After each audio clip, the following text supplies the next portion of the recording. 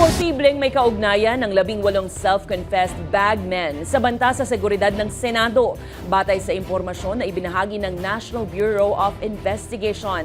Pinabulaanan naman ni Acting Senate President Sherwin Gatchalian na hindi siya nag-abiso sa Cayetano Block Senators ukol sa banta sa seguridad at ipinatupad ng work-from-home setup bilang safety measures. Si Ace Cruz may balitang A to Z. Posibleng armadong grupo ang tinutukoy ng National Bureau of Investigation na nasa likod ng banta sa seguridad ng Senado nitong Martes, June 9. Ayon yan kay Senate President Pro Tempore Sherwin Gatchalian nang kausapin sila ni NBI Director Melvin Matibag noong Lunes sa pagtatapos ng Blue Ribbon Committee meeting. Nasa Senate premises kasi noong Lunes ang 18 self-confessed bagmen na umano'y dating mga bodyguard ni dating Congressman Saldico, kaya tanong ng media kay Gatchalian kung sila ang tinutukoy na armadong grupo. According to the NBI, it might be connected to them.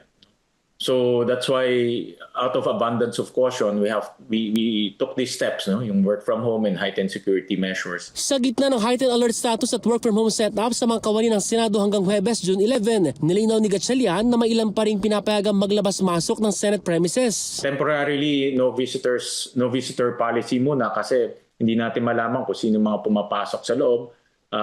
So we're taking again abundance of caution. Bagay na nasaksihan ng news team na maingat ang pag-check ng Senate security sa impormasyon at pagkakakilanlan ng ilang papasok sa loob ng Senado. Sinabi ni Senate Sergeant at Arms Alfred Corpus na patuloy ang kanilang routine inspection. Conducting paneling, sinisecure natin yung dito sige. Kinastigo rin ni Gatchalian ang pahayag ni Senator Alan Cayetano na hindi sila nabisuhan ng umano'y banta sa Senado. We informed everyone through the memo, and yesterday morning rin we were also validating, getting more information. Habang patuloy pang assessment ng Senate leadership sa ipatutupad ng work at security arrangements sa susunod na linggo, bukod sa seguridad sa Senado, ayaw nila maging kampante lalo't inaasahang magkakaroon ng malawakang kilos protesta sa araw ng kalayaan sa Biyernes. Una na nagbabala si Senator Panfilo Lacson na posibleng gamitin ng ilang destabilizer ang sitwasyon. Para sa Balitang A to Z, Ace Cruz.